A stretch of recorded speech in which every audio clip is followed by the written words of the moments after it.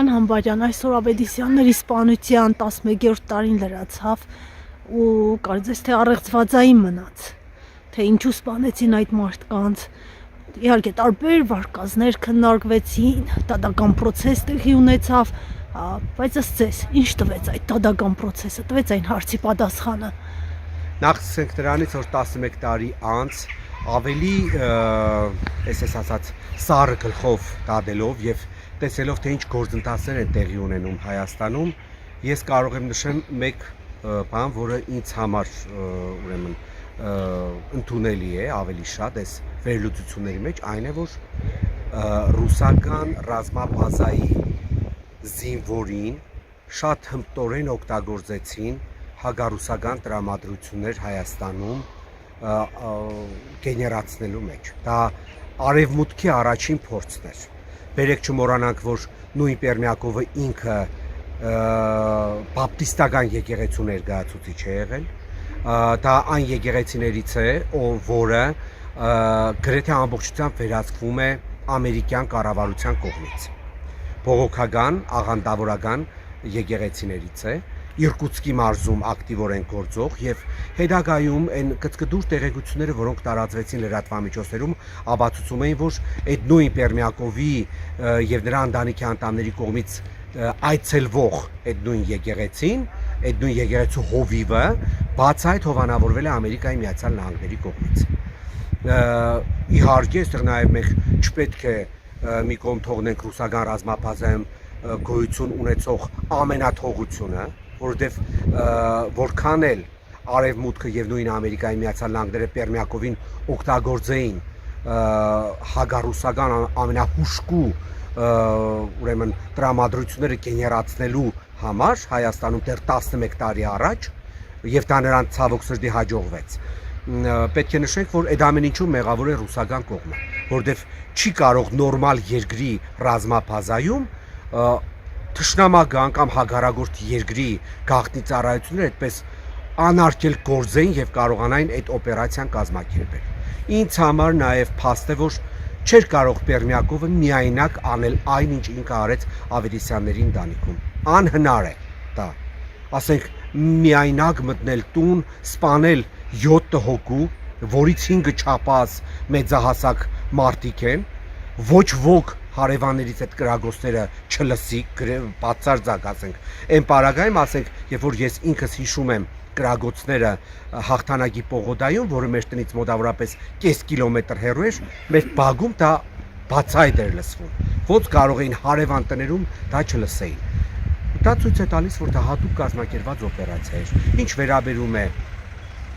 դատավարությանը, ես ի սկզբանե եմ նշել դեռ 11 տարի առաջ, որ դա մեռած գործ է,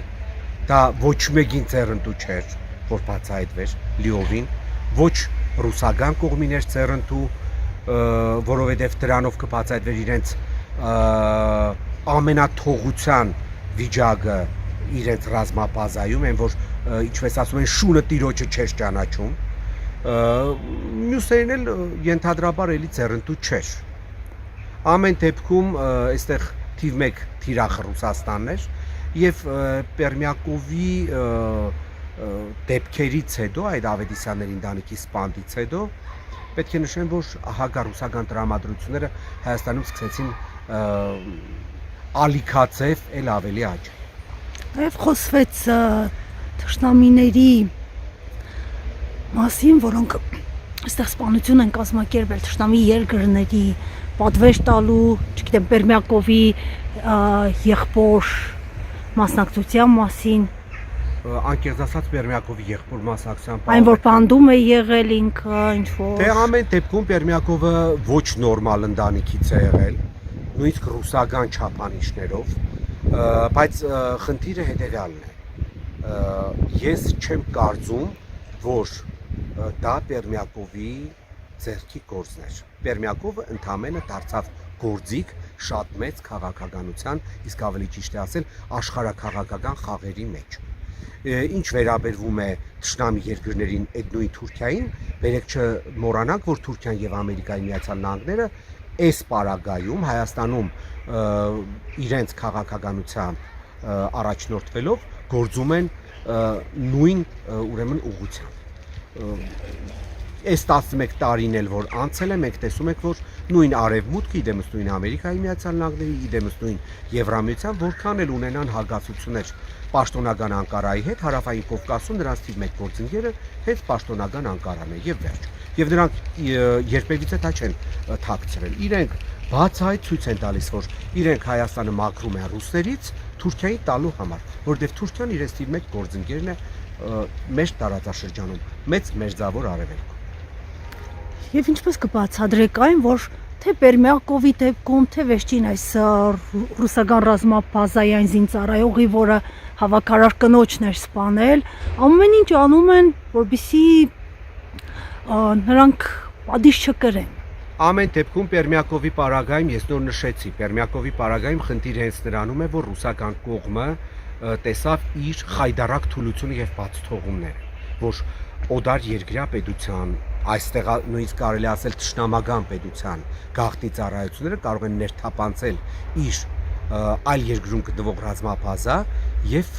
աշխատել համապատասխան զինվորների հետ, նրանց օգտագործելով հենց Ռուսաստանի դեմ եւ Ռուսաստանի շահերի դեմ։ Ինչ վերաբերվում է այն մյուս դեպքին, հավաքարար կնոջը ծեծելով սպանելու, դա դասական ռուսական խուլիգանություն էր, ընդամենը։ Ես այդտեղ չեմ քաղաքականություն տեսում, ամեն դեպքում այդտեղ մենք գիտենք շատ լավ ռուսերեն բառը օգտագործեմ ռազգիլձայստվա։ Հենց Ռազգիլձաև էլ ազգանունն է, չէ՞, մարտասպանը, դե ռուսերեն էլ ծերնդու չէ, որ իր հանցագործները մնան այն երկրում, որտեղ իրենք հանցագործություն են գործել։ Պերմյակովի պարագայում իհարկե շատ կարևոր էր, որ այդ անձը հայտնվի ռուսների վերահսկողության տակ լիովին, որպեսզի նրանից կարողանան կորզել իր եւ օդար երկրյա պետությունների համապատասխան ծառայությունների հետ համագործակցության մասին տեղեկությունները, իսկ Ռազգիլձաևի պահովել ավելի ձեռնտու էր նրանց համար, որ այդ անձը հեռացվի Հայաստանից եւ չնյարտայնացնի ավելի շատ հայ հասարակության։